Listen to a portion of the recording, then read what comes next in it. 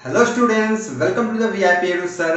मैं हूं आपका मैथ एजुकेटर विपुल और ये है मैथ्स की क्लास जिसमें हम लोग पढ़ रहे हैं क्वाड्रेटिक इक्वेशन। तो आज हम लोग स्टार्ट करेंगे एक न्यू टॉपिक इसी चैप्टर का, जो कि है how to solve word problem. Word problem solve कैसे करते हैं। इस चैप्टर में जितने भी टॉपिक्स थे सभी टॉपिक्स हम लोग कवर कर चुके हैं।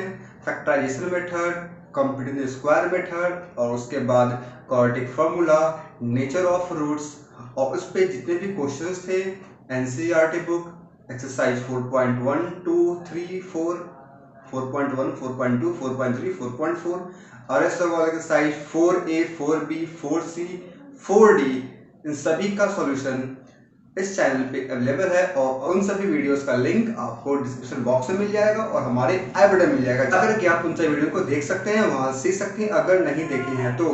और अगर आप फर्स्ट टाइम देख रहे हैं चैनल को सब्सक्राइब कर लें और साथ ही साथ बेल आइकन को प्रेस करके ऑल सेट कर लें। इससे क्या होगा कि जो आने वाले जो भी वीडियोस होंगे हमारे, उसके नोटिफिकेशंस आपको मिलते रहेंगे। अब जो हमारा नेक्स्ट टॉपिक है इस चैप्टर का, how to solve word problem, जो कि अगर एनसीईआरटी बुक के हिसाब से देखें तो एनसीईआरटी में जो भी क्वेश्चन थे वर्ड प्रॉब्लम के, वो सारे के सारे मिक्स करके दिए हुए थे, कुछ 4.2 में, कुछ 4.3 में, कुछ 4.4 में।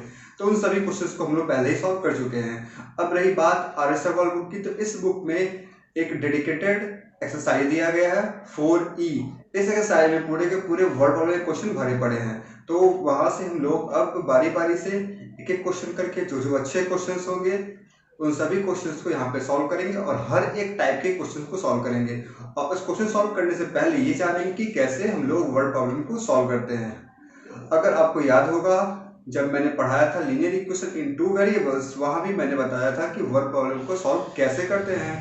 अब वर्ड प्रॉब्लम के क्वेश्चंस वो चैप्टर किसी चैप्टर्स के हो, linear equation in two variables के हो, मेंसुरेशन के हो, क्वाड्रेटिक इक्वेशन के हो, चाहे किसी भी चैप्टर से क्यों ना हो, क्वेश्चन को सॉल्व करने का जो तरीका होता है वो बिल्कुल हर जगह सेम होता है। बस फर्क क्या होता है कि जो चैप्टर आप पढ़ रहे होते हैं उस चैप्टर की जो थ्योरी में पढ़े थे, जो तरीका होता है क्वेश्चन को सॉल्व करने का, वो वहां पे हम लोग अप्लाई करते हैं। मतलब कहने का उस चैप्टर का एप्लीकेशन हमारा कहाँ होता है, वर्ड प्रॉब्लम में होता है। लेकिन क्वेश्चन को पढ़ना, समझना और फिर दिए गए इन्फॉर्मेशन को नोट डाउन करना, ये सब तरीका हर चैप्टर में बिल्कुल सेम होता है। तो आइए जानते हैं यहाँ पे कैसे करेंगे हम लोग वर्ड प्रॉब्लम को सॉल्व। तो जानते हैं हम लोग वर्ड प्रॉब्लम को सॉल्व कैसे करते हैं। सबसे पहली बात, वर्ड प्रॉब्लम में ऐसा होता क्या है कि मैक्सिमम स्टूडेंट्स को इस टॉपिक में प्रॉब्लम्स होते हैं। मैक्सिमम स्टूडेंट्स सिंपल क्वेश्चंस को आसानी से सॉल्व कर लेते हैं, लेकिन जब वर्ड प्रॉब्लम की बारी आती है तो वहां उन्हें दिक्कत का सामना करना पड़ता है। वर्ड प्रॉब्लम होता क्या है, अभी फिलहाल बात करें हम लोग क्वाड्रेटिक इक्वेशन का। तो क्वाड्रेटिक इक्वेशन में अब तक हम लोग बहुत सारे क्वेश्चन सॉल्व किए हैं, बहुत सारे क्वेश्चन सॉल्व किए। इस सिंपल में एक एग्जांपल देता हूँ। लिखा क्या होता है, जैसे कि लिख दिया गया आपको कि x square plus 5x plus 6 equal to 0। ये है क्या, ये एक क्वाड्रेटिक इक्वेशन है। और कहा गया आपको कि इसे सॉल्व करने के लिए फाइंड रूट्स, फाइंड रूट्स। आप यहाँ पे कोई सा मेथड लगाएंगे, computing square method, factorization method, quadratic formula, आप कोई सा भी मेथड लगा के इसे आसानी से सॉल्व कर लेंगे। जो जितने जितने स्टूडेंट्स यहाँ पे वीडियो देख रहे हैं, आई थिंक मैक्सिमम 100% स्टूडेंट्स इस क्वेश्चन को यहाँ पे सॉल्व कर लेंगे। या फिर यहाँ पे कुछ चेंजिंग भी कर दिया जाए तो वो भी उसे टैकल कर लेंगे, आसानी से क्वेश्चन को सॉल्व कर लेंगे, क्योंकि अब तक हम लोग बहुत सारे क्वेश्चन, काफी अच्छे अच्छे क्वेश्चन डिफरेंट तरीके से सॉल्व करना सीखे हैं। अब बात आती है कि वर्ड प्रॉब्लम में क्या होता है। इसमें क्या होता है, ये जो क्वेश्चन आपको बना के दिया गया इक्वेशन, ये इक्वेशन फॉर्म किया हुआ नहीं होता है। ये क्या होता है, ये वर्ड के फॉर्म में, वर्ड मतलब इंग्लिश के वर्ड, इंग्लिश लैंग्वेज में इंग्लिश के वर्ड्स के फॉर्म में लिखा होता है। कुछ भी लिखा होगा, the two numbers are there, this this this this, ऐसे लिख देगा ये पूरा भर दिया कहानी। अब बोला गया यहाँ से कि फाइंड द नंबर्स, ठीक है, या कुछ भी जो भी लिखा गया, find the cost of this, कुछ भी। अभी देखेंगे हम लोग बहुत सारे क्वेश्चंस। तो अब करना क्या होता है, यहाँ जो भी लैंग्वेज में लिखा होता है, यहाँ जो भी लैंग्वेज में लिखा होता है, इसे सबसे पहला काम क्या होता है, इसे अच्छे से पढ़ना और समझना। क्या करना है, पहले सबसे पहले इसे एक बार अच्छे से रीडिंग लगाना है और उसे समझना है कि वो कहना क्या चाह रहा है क्वेश्चन से। जब हमें समझ में आ जाएगा ये कहना क्या चाह रहा है, तो क्या करेंगे, वहां से जो भी दिए गए इन्फॉर्मेशन हैं या फिर नहीं दिए गए इन्फॉर्मेशन, अगर इन्फॉर्मेशन दिया गया है उस इन्फॉर्मेशन को हम लोग नोट करेंगे, लिखेंगे। और अगर कुछ ऐसे क्वांटिटी मिलेंगे, कुछ ऐसी चीजें मिलेंगी जिसके बारे में दिया हुआ नहीं होगा, मतलब कहने का वो क्या होगा, अननोन होगा, तो वहां पे हम लोग उससे कुछ ना कुछ लेट कर लेंगे, x y z a b c d, जो आपका मन करे, m n o p q r s, कुछ भी उससे लेट कर लेंगे। उसके बाद हम लोग उस क्वेश्चन के अकॉर्डिंग एक माइंडसेट का रखना, माइंडसेट ये रखना है कि हमें एक इक्वेशन फॉर्म करना है। कैसा इक्वेशन, क्वाड्रेटिक इक्वेशन फॉर्म करना है। इस हिसाब से आप लोग उस क्वेश्चन में दिए गए इन्फॉर्मेशन को नोट डाउन करके, और जो रिलेशन दिया होगा क्वेश्चन में, कुछ तो लिखा होगा, this number is multiplied by this, age of first person is 2 times the age of second person, ऐसा करके कुछ भी दिया होगा, तो उस रिलेशन को हम लोग वहां पे यूज करेंगे। और यूज करके हम लोग सबसे पहला काम क्या करेंगे, हम लोग एक क्वाड्रेटिक इक्वेशन फॉर्म करने की कोशिश करेंगे। क्या करेंगे, पहला काम एक क्वाड्रेटिक इक्वेशन फॉर्म करने की कोशिश करेंगे। और जैसे ही हमारा क्वाड्रेटिक इक्वेशन फॉर्म हो जाएगा, हमारे वर्ड प्रॉब्लम का 50% काम कंप्लीट हो जाएगा।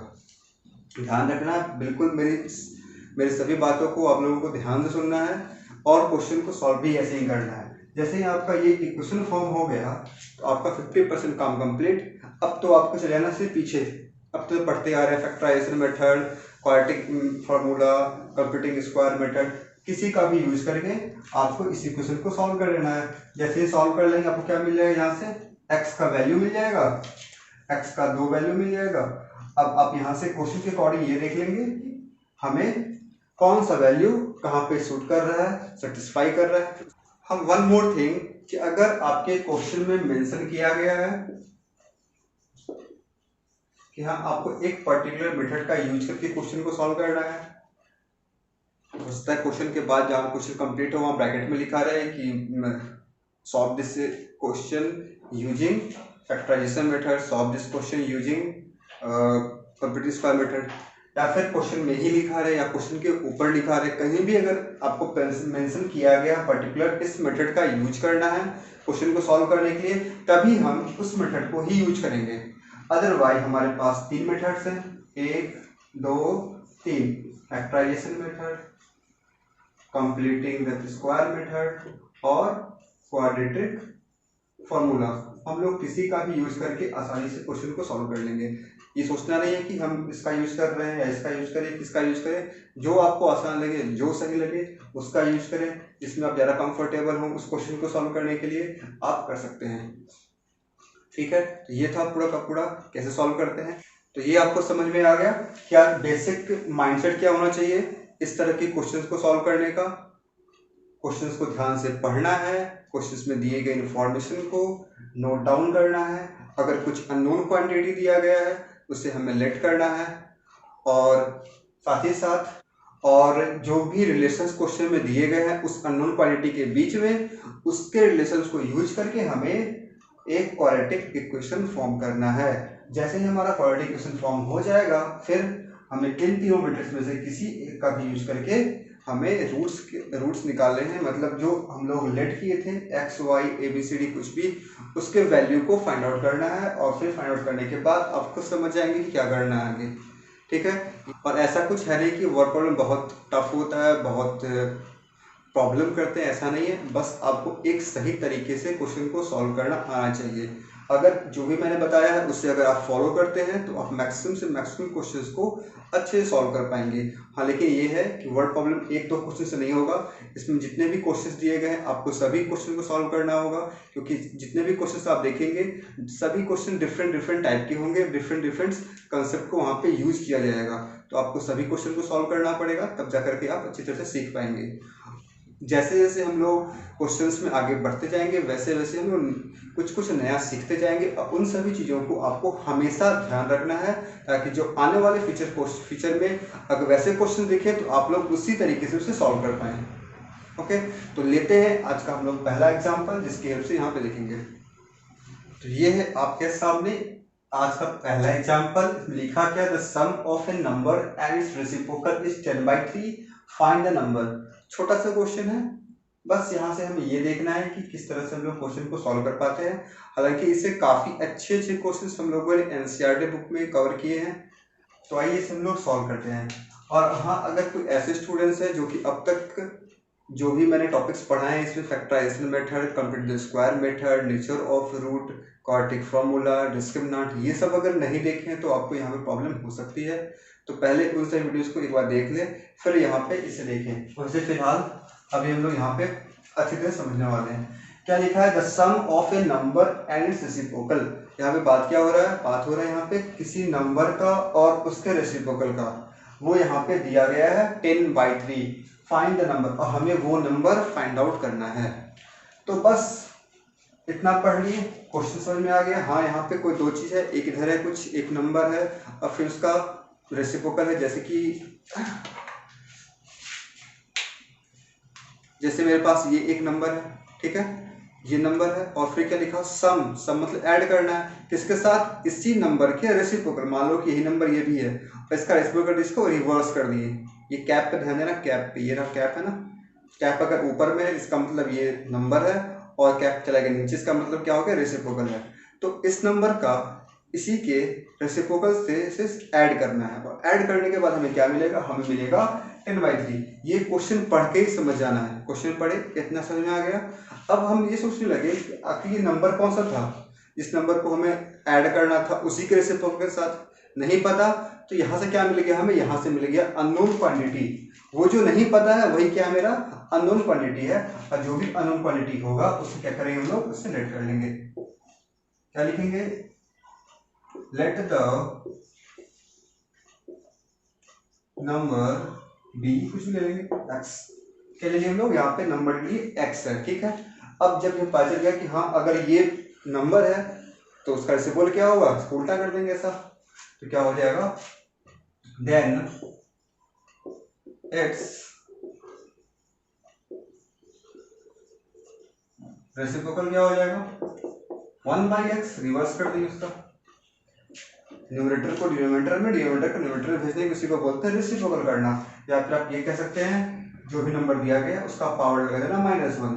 ये क्या हो जाएगा? 1/x। इसे ही बोलते हैं लोग, ठीक है। तो अब क्या करना है? फिर जो रिलेशन क्या दिया हुआ है, इसके इसके बीच का रिलेशन क्या है? ये रहा रिलेशन, सम।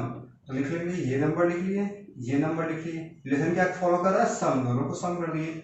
वो किसके बराबर है? इज 10/3। यहाँ इज लिखा हुआ, क्या लिखेंगे? Equal to, is equal to 10/3। अब एक हद तक आपका एक इक्वेशन बन गया है। अगर आपने अब तक इतने सारे क्वेश्चन सॉल्व किए हैं, इतने सारे एक्सरसाइज बनाए हैं, तो आपको ये भी समझ में आ गया होगा ये इक्वेशन जो बना है यहाँ से क्वाड्रेटिक इक्वेशन भी बन जाएगा। आगे सॉल्व करेंगे, बन जाएगा बिल्कुल।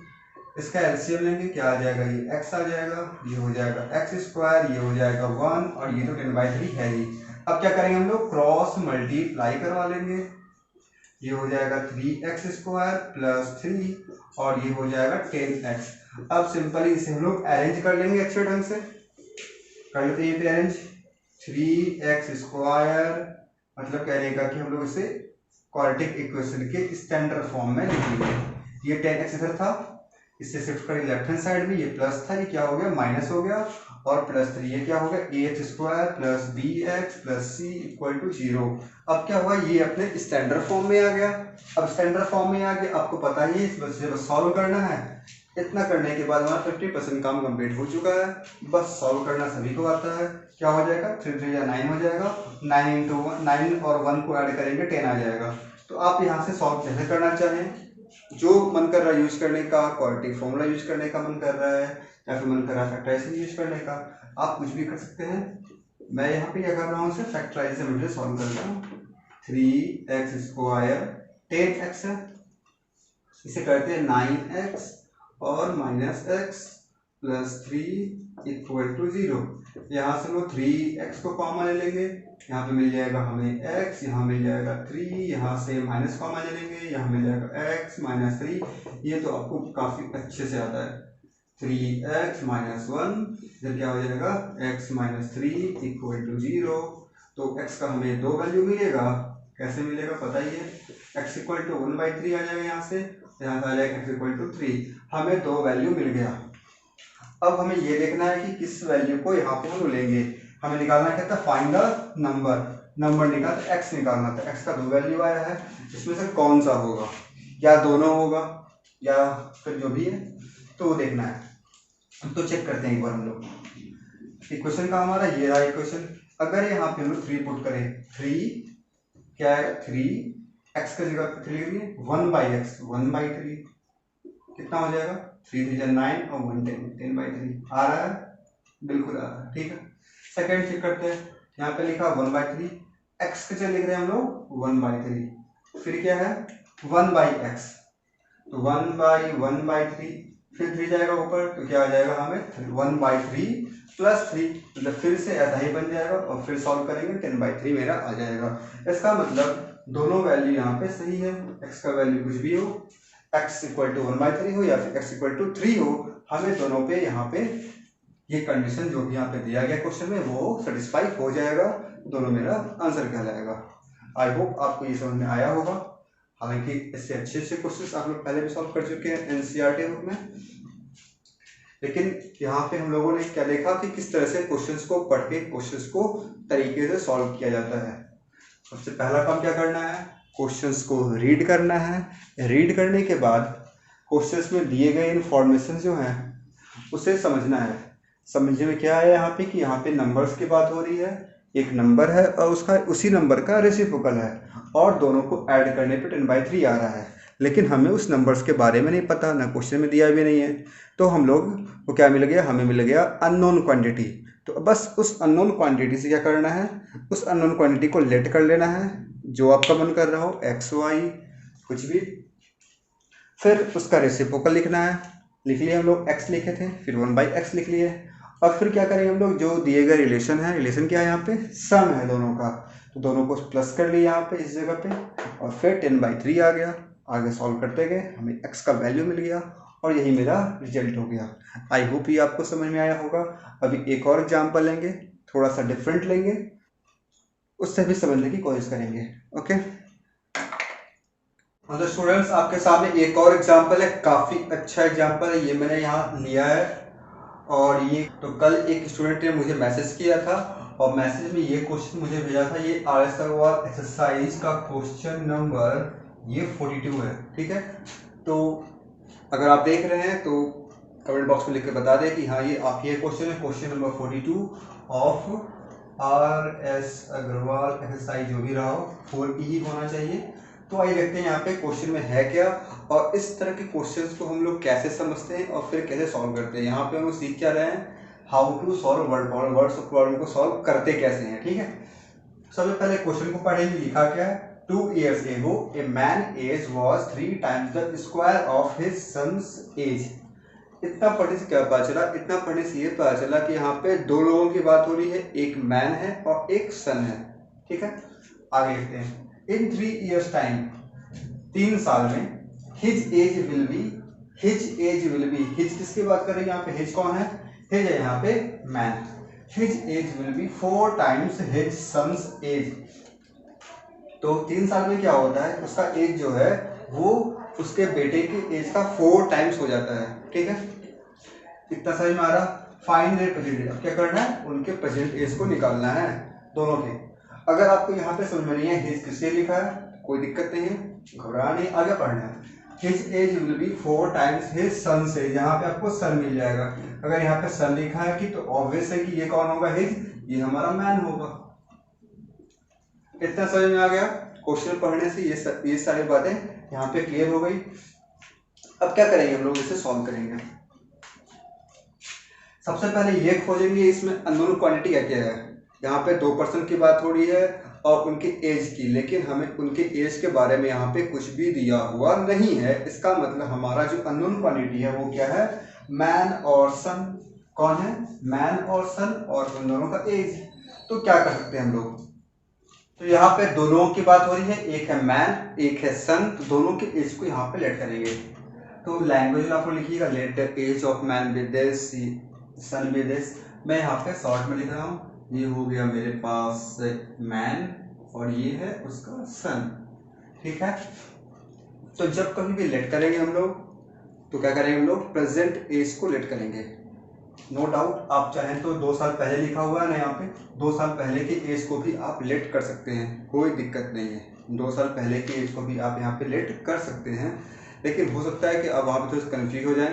पहले अभी हम लोग सीख रहे हैं, तो फिलहाल जो मैं बता रहा हूँ उससे आप फॉलो करें, और फिर आपको जो भी एक्सपेरिमेंट करना होगा वो तरीका जो है वो भी मैं बताऊँगा यहाँ पे।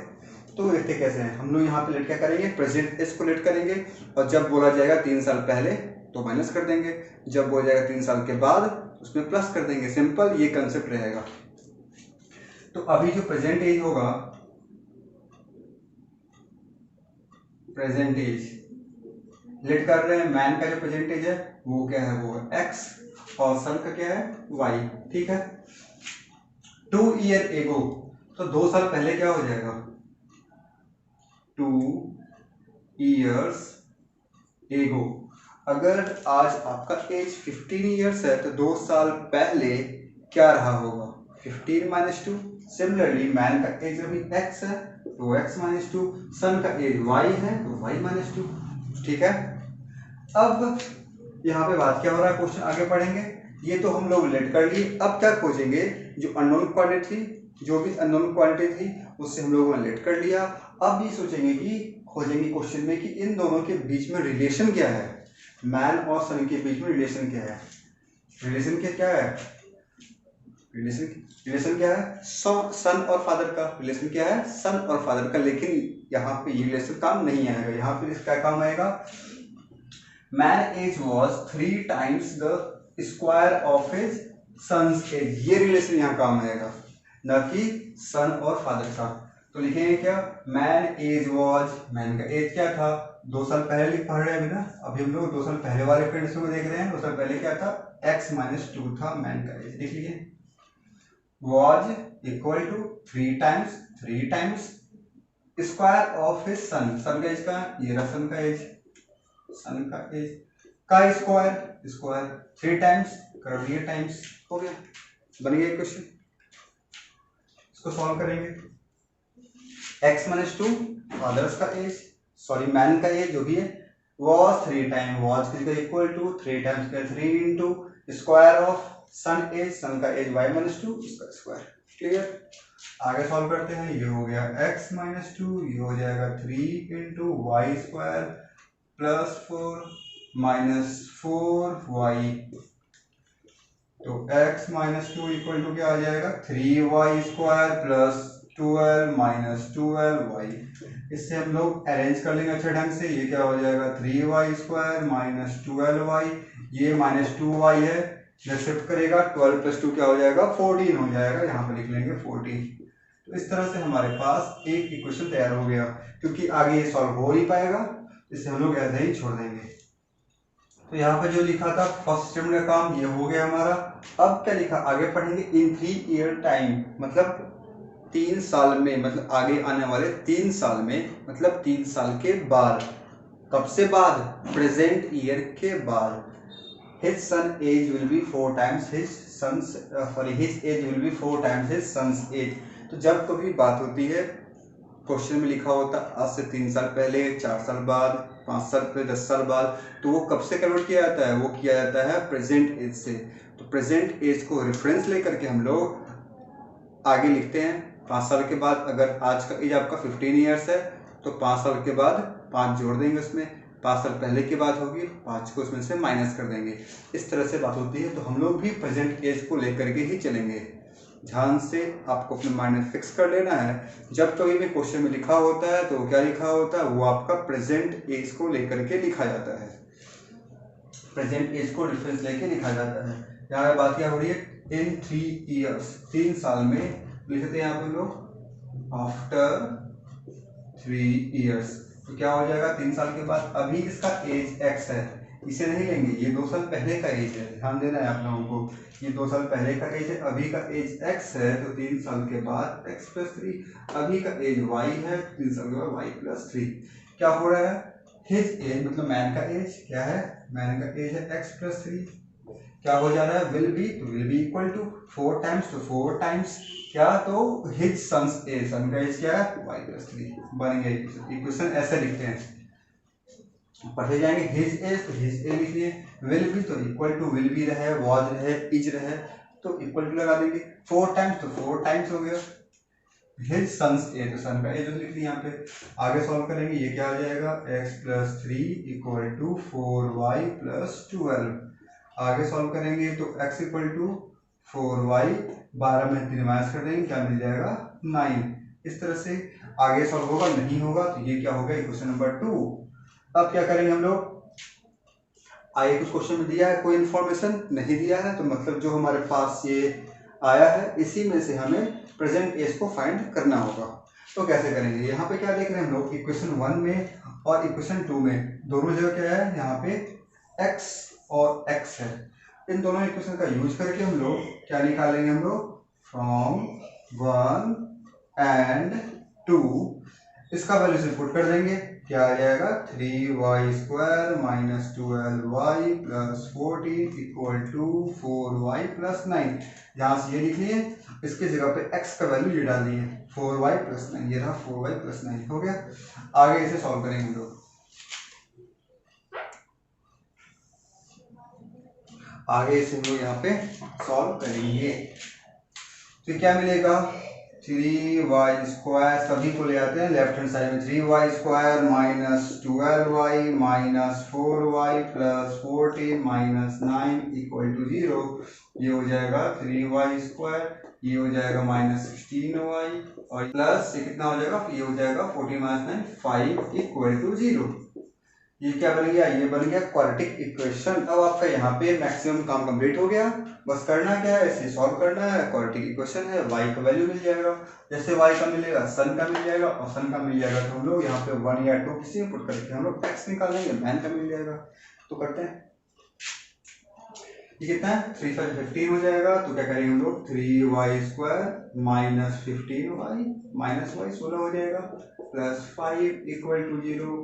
यहाँ से 3y कॉमन ले लेंगे, y माइनस 5, यहाँ से माइनस कॉमन ले लेंगे, y माइनस 5 इक्वल टू 0। ये क्या आ जाएगा 3y माइनस 1 और ये आ जाएगा, ये क्या आ जाएगा, ये आ जाएगा y माइनस 5 इक्वल टू 0। तो y का वैल्यू 2 आएगा, एक आएगा 1/3 और दूसरा क्या आ जाएगा, दूसरा आ जाएगा y का वैल्यू 5। पता है कैसे करें, दोनों को 0 से इक्वेट करेंगे बारी बारी से, तो करते आ रहे हो, आप पता ही होगा 1/3 और 5। अब आप ये बताइए कि मैन का एज है, सॉरी y क्या है, y सन का एज है, ये 1/3 होगा या फिर 5 होगा।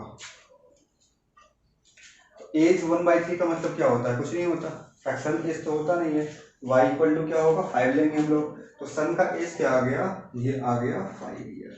ये कौन सा एज आया है, ये प्रेजेंट एज आया है, क्यों, क्योंकि हम लोग प्रेजेंट एज को लेट किए थे y।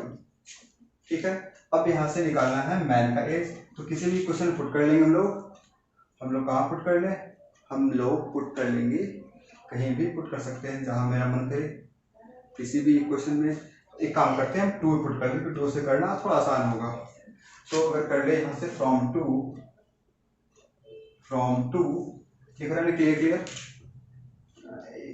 फ्रॉम 2, ये रहा 2 ये रहा x इक्वल टू 4y, तो 4y का वैल्यू लेंगे 5, इसे लेंगे नहीं, लेंगे 5 प्लस 9, ये क्या हो गया 20 प्लस 9 इक्वल टू 29। ये किसका एज आ गया, ये मैन का एज आ गया, खत्म कहानी। हमारा क्वेश्चन भी सॉल्व हो गया, मैन का एज भी निकल गया, सन का एज भी निकल आया। तो ये आपको समझ में आया कि नहीं आया।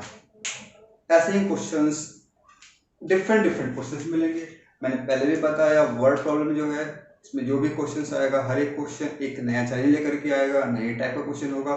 तो 1-2 क्वेश्चन सॉल्व करने से आपका पूरा का पूरा चैप्टर कंप्लीट नहीं हो पाएगा। तो करना क्या है, आप लोगों को इस क्वेश्चन को पहले देख लें, फिर मैं बताता हूँ करना क्या है। स्क्रीनशॉट ले सकते हैं, नोट डाउन कर सकते हैं। मैं एक बार रिपीट कर दे रहा हूँ उसे, ध्यान से सुनिएगा। यहाँ पे 2 पर्सन की बात हो रही थी, एक मैन और एक उसका सन। तो तो यहाँ पे 2 साल पहले की बात हो रही थी। हम लोग याद रखेंगे, हमेशा हमें हमेशा ध्यान रखना है कि जब कभी भी लेट करें हम लोग तो हमेशा प्रेजेंट एज को लेट करें। हम लोगों ने भी वैसा ही किया, मैंने की एज को x लिए और सनी की एज को y। फिर वहाँ से लिखा 3 साल पहले, 2 साल पहले, 2 माइनस कर दिए दोनों के एज में से, x minus two y minus two. Condition दिया हुआ था फर्स्ट स्टेटमेंट में, उसे हम लोगों ने पढ़ा। x माइनस टू 2 साल पहले, मैन का एज 2 साल पहले वॉज मतलब इक्वल टू 3 टाइम्स 3 से इंटू स्क्वायर ऑफ हिज सन का एज 5 माइनस टू स्क्वायर कर दिए। सॉल्व करते गए, यहाँ से x का ये वैल्यू आ गया, ये रहा x का वैल्यू, ये बन गया हमारा एक इक्वेशन तैयार हो गया। फिर सेकंड कंडीशन पे गए, सेकंड स्टेटमेंट पे 3 साल पहले, फिर 3 साल के बाद 3 इसमें ऐड किए, 3 इसमें ऐड किए। फिर कंडीशन क्या था, हिज एज वाज 4 टाइम्स, लिए 4 टाइम्स कर लिए। सॉल्व करते गए, हमारे पास इक्वेशन नंबर 2 भी आ गया। दोनों इक्वेशन को यूज करके हम लोग बना लिए एक क्वाड्रेटिक इक्वेशन। ये रहा हमारा, सॉरी ये रहा क्वाड्रेटिक इक्वेशन। इसको सॉल्व किए तो हमें क्या मिल गया, इसे सॉल्व करने से क्या मिल गया, हमें y का वैल्यू मिल गया। एक फ्रैक्शन में आया, एक नंबर आया, इंटीजर आया, तो हम लोग इसे ले लिए और इस तरह से हमारे पास y का वैल्यू आ गया, मतलब सन का एज आ गया। फिर हम लोग इक्वेशन 2 में पुट करके हम लोग वहां से मैन का एज यानी कि x के वैल्यू को निकाल लेंगे। आई होप ये आपको समझ में आ गया होगा। समझ में अगर नहीं आया तो कमेंट बॉक्स में लिख के बताएं, समझ में आ गया तो वो भी लिख के बताएं। अगर कुछ प्रॉब्लम अगर हो रही है तो एक बार इसे रिपीट करके देख लीजिएगा, सारी चीज़ें आपको क्लियर हो जाएंगी। तो आप लोगों को करना क्या है वो बताने जा रहा हूँ। करना ये है कि इस एक्सरसाइज से पहले, यानी कि RS एक्सरसाइज 4E होगा, तो 4E से पहले कुछ एग्जाम्पल्स दिए होंगे, इसमें आई थिंक 30+ क्वेश्चंस होंगे। उन सभी क्वेश्चंस को आपको खुद से सॉल्व करना है, ठीक है। सॉल्व करें, प्रॉब्लम हो वहाँ सॉल्यूशन दिया होगा, देखें समझ में आ जाती है बहुत अच्छी बात है, नहीं आती है तो कमेंट बॉक्स में लिख के बता दें, ठीक है। मैं उस पर आपको सॉल्यूशन प्रोवाइड करा दूंगा। और फिर उसके बाद हम लोग जब आपका वो कंप्लीट हो जाए एग्जाम्पल से क्वेश्चन, तो तब आप कहाँ आ जाए, तो आप आ जाए सीधा एक्सरसाइज पे। एक्सरसाइज में क्वेश्चंस मिलेंगे और फिर मैं आप लोगों को कल से इसके सॉल्यूशन प्रोवाइड करना शुरू कर दूंगा। क्वेश्चन नंबर 1 से स्टार्ट करूंगा, जो भी अच्छे अच्छे क्वेश्चंस होंगे उससे हम लोग यहाँ सॉल्व करेंगे और आपकी जो प्रॉब्लम्स होंगे उसे भी यहाँ पे हम लोग सॉल्व करेंगे। तब तक आप लोग एग्जाम्पल्स को सॉल्व करें और अगर कोई न्यू स्टूडेंट है चैनल को सब्सक्राइब करें। अगर तक जो भी मैंने बताया समझ में आया है तो वीडियो को ज़रूर से लाइक अभी तक जो भी मैंने बताया है आप लोगों को समझ में आया है तो वीडियो को ज़रूर से लाइक करें। एक बार कमेंट बॉक्स में लिख करके बताएं कैसा रहा आपका सेशन। कोई भी प्रॉब्लम है तो वो भी कमेंट बॉक्स में लिखें। और हमारे जो पुराने वीडियोज़ हैं उसे भी आप देख सकते हैं, अगर नहीं देखे हैं, नहीं सीखे हैं तो वहाँ से देख करके आप फ़ायदा उठा सकते हैं। पॉलिनोमियल, ये क्वेश्चन 2 वेरिएबल्स, क्वाड्रेटिक इक्वेशन चल रहा है हमारा, कंप्लीट पे है। RS सॉल्यूशन, एनसीईआरटी सॉल्यूशन सारे के सारे अवेलेबल है हमारे चैनल पे। सिर्फ और सिर्फ VIP एडू सर पे जा करके देखिए, उसका फ़ायदा उठाएं। तो मिलते हैं फिर नेक्स्ट सेशन में, तब तक आप लोगों ने पढ़ाई को जारी रखिए।